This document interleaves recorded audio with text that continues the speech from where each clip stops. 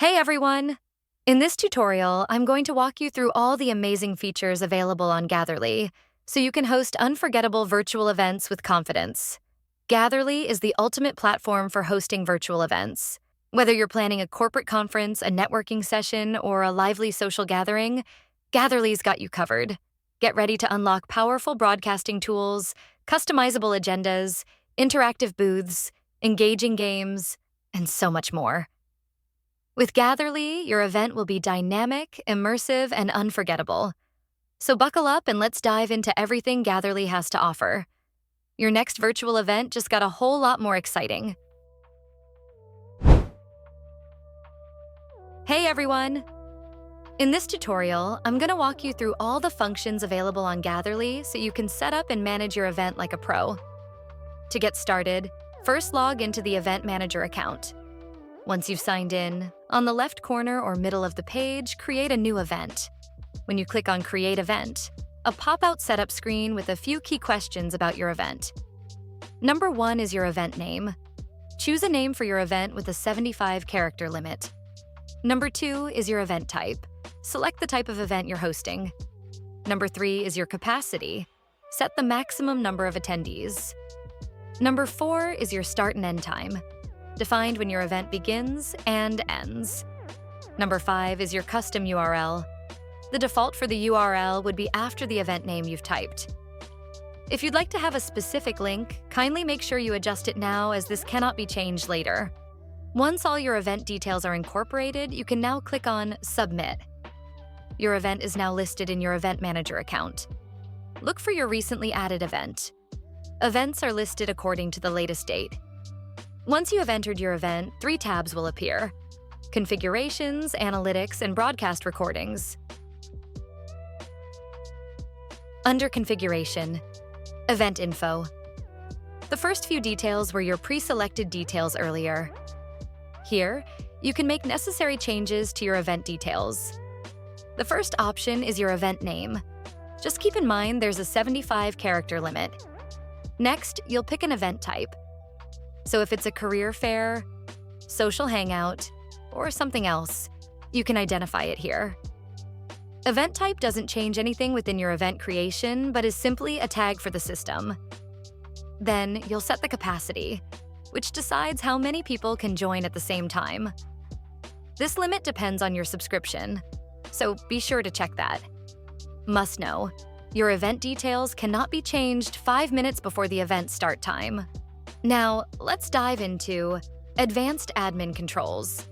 Elevators Enabled allows your attendees to use the elevator below your map.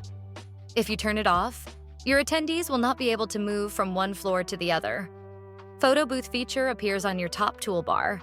You can choose to hide it, allow only selfies, or enable both selfies and group photos. The waiting room allows you to decide how attendees enter your event. Everyone means all attendees must be approved by an admin before joining the event. Limit allows auto-entry up to a set number, with overflow attendees placed in the waiting room until an admin lets them in. Auto-join lets everyone enter instantly without restrictions. Next up is the starting mode. Map mode lets attendees move around in a 2D space for networking. Broadcast mode puts them in an audience while admins control the stage and backstage, great for panels or webinars.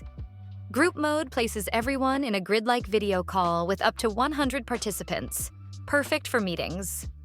Not to worry, as you can freely change mode manually if necessary, even when your event starts. Now, let's talk about the event description section. This text will appear on the event's landing page, so make sure it clearly explains what your event is about. Use the space to provide details like the event's purpose, schedule, and any important information attendees should know before joining. In privacy settings, you can choose whether to collect or not attend emails. This could also be an optional field for your attendees, and if you want, protect your event with a password. Finally, let's talk about your event logo. This appears in the top left corner of your Gatherly space. The best size is 32 pixels high and up to 160 pixels wide. Configuration landing page.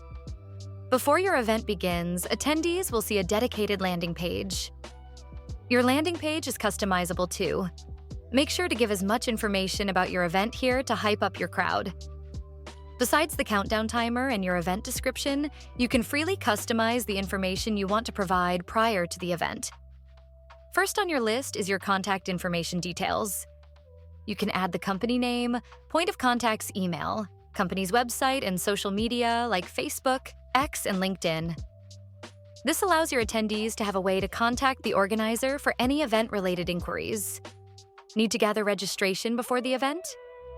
No problem. Using a third-party application, you can provide a registration link, like Luma or Eventbrite, for the attendees where they can register for your event. Below the contact information part, we have the event banner. The recommended size is 2,000 by 500 pixels. You can upload an image by dragging and dropping it or browsing your files.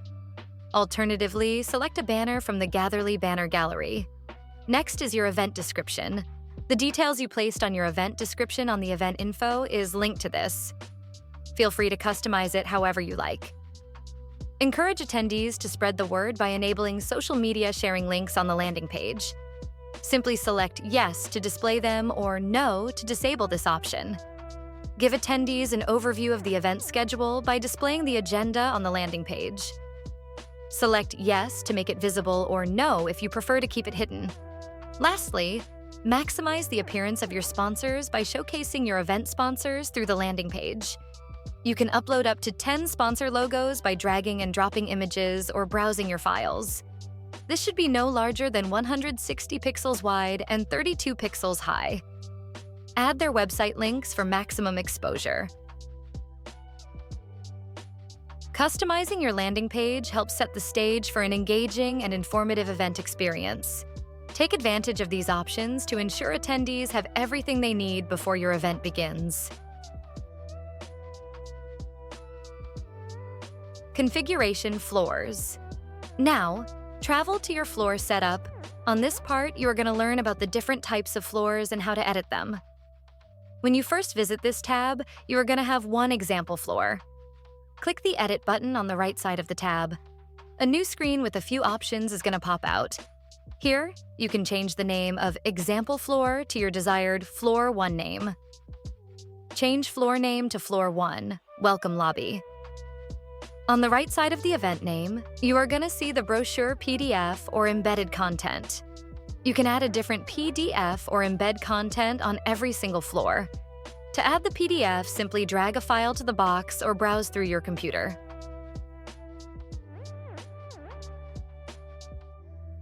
To add embedded content, you must copy the embedded link. Make sure to add a title for your brochure or a link to let your attendees know what it is. Below it, you are going to be able to change the type of the floor.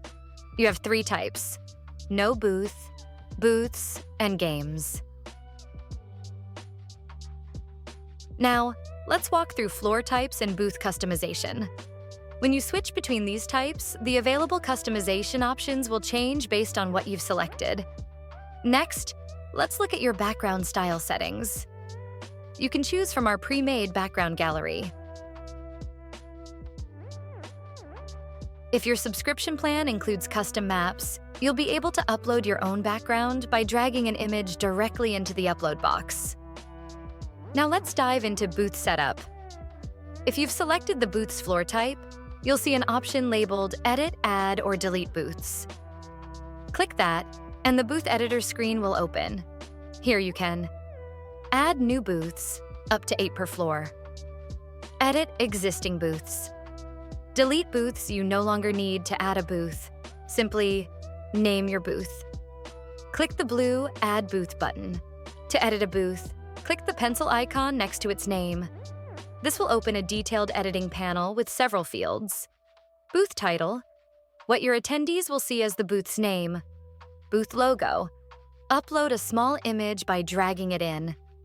Ideal size, 160 pixels wide by 32 pixels high. Booth banner. Text, a short message, 110 characters max, that appears at the top of the booth when entered. Banner button. Add a button text, 30 characters max, and a link. Perfect for directing attendees to external resources. You'll also find additional options for booth interactivity.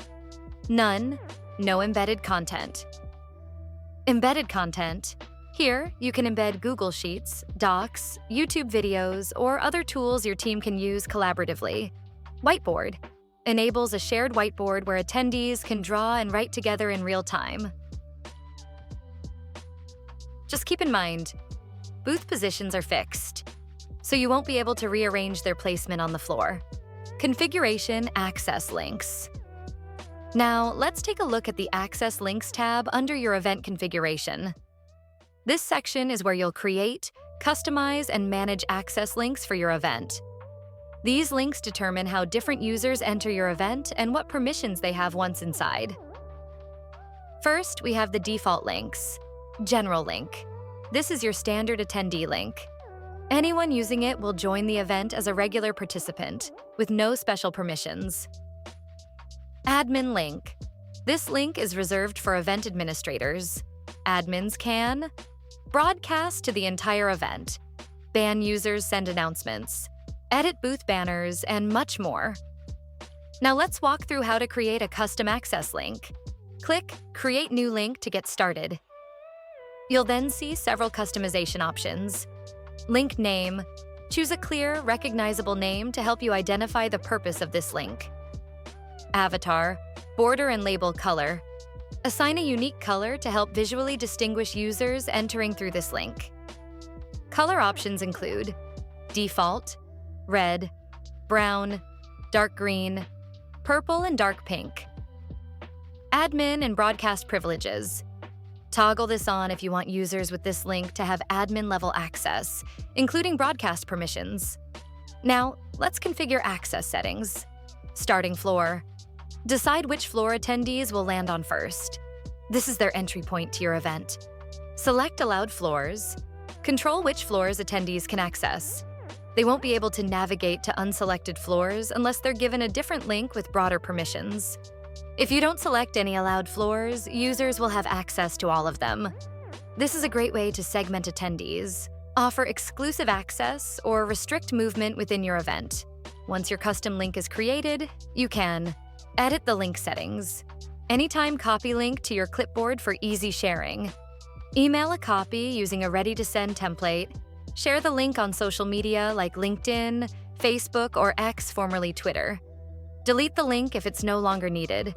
Attendee access cannot be configured during an event, so make sure they have the correct link beforehand. Also, attendees cannot be turned into admins during an event. They need to rejoin using a different link.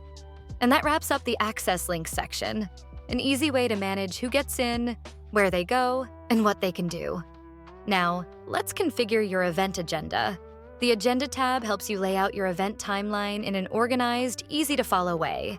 A well-planned agenda keeps your attendees informed, ensures smooth transitions, and sets clear expectations for each part of your event. Getting started. Click the plus Add Session button to begin. This will open a new window where you can fill out the session details. Session title. Add a clear and concise title, up to 75 characters. Session description. Provide more context with a short summary, up to 500 characters. Duration. Specify how long the session will last, in minutes. Advanced settings. Want more control over how each session behaves? Toggle the advanced mode to access additional options. Here you can define the platform mode that each session will start in. These mode settings are optional. If left blank, the platform will continue in its current mode between sessions. Just like with the general event settings, you can manually switch between these modes during the event if needed. Event analytics. Once your event ends, a detailed summary will be automatically generated. Here's what you'll find: total event duration, number of attendees, occupancy by floor engagement metrics, and more. At the bottom of the page, you'll find the Download Chat Messages button. Click here to get a full export of the public chat log from your event. Attendee tracking. Click into the Attendee Tracking tab to see a full list of everyone who attended your event. This data includes attendee email address, total time spent inside the event, number of conversations joined, and number of unique connections made. You can export all of this data by clicking the Download CSV button at the top. Booth data. Next up is the Booth Data tab. This is where you'll find insights related to booth interactions, including number of conversations in each booth, total visitors per booth, and additional booth-specific engagement metrics. To export this data, click the Download CSV button located at the top of the screen. Media tab. Last but not least, you'll find the Media tab inside your Event Manager. If you ran a broadcast session and enabled recording, your session recordings will appear here once the event ends. You'll see a list of recordings with a download icon, a downward-facing arrow, on the far right. Simply click that icon to download your video. Left bar resources. Tab located in the left sidebar under Events, the Resources tab gives you quick access to helpful tools and guides. Overview video. Get a quick look at what Gatherly can do for your virtual events. Map customization. Learn how to create and edit your own custom maps using our template and step-by-step tutorial. Help Center explore detailed articles covering every aspect of hosting events on Gatherly. Tutorial playlist. Watch a complete walkthrough of Gatherly's features. Great preparation for both hosts and attendees. Contact support. Need help? Start a chat with the Gatherly team for assistance with your event or technical questions. Account tab. This section allows you to manage your profile and subscription details. Update your first name, last name, company name, and email address. Below, you can view or change your subscription and payment information. Upgrade tab. Looking to expand your plan? You can upgrade directly through this section. Note: yearly plans come with a discounted rate. Feedback tab. Clicking this option will open a new browser tab where you can submit feedback directly to the Gatherly team. Sign out clicking. Sign out will immediately log you out of your account and redirect you to the login page. Thanks for watching this Gatherly video. We hope you found it helpful and that you're feeling more confident about using the platform. If you ever have questions or need support, we're always here to help. Until next time, we'll see you on Gatherly.